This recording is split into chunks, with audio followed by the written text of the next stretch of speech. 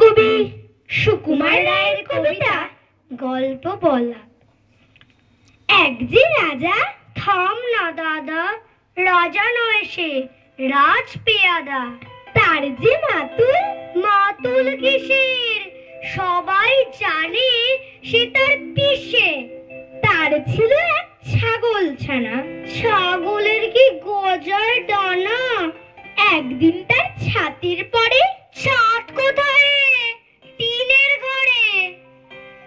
বাগানের এক কুড়ে মালি, মালি নয় তো মেহের আলী, মনির সাথে গাইছে বেহাগ, বেহাগ তো নয় বসন্ত রাগ। থাও না বাপু খেচে খেচি, আচ্ছা বলো, চুপ করেছি। এমন সময় বিছানা ছেড়ে হঠাৎ মামা আসলো তেরে, ধরলো সে তার ছুটির গোড়া।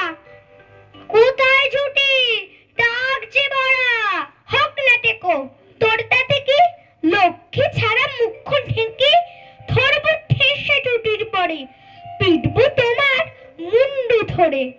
কথার উপর কেবল কথা, এখন বাপু পালাও কোথা। নমস্কার।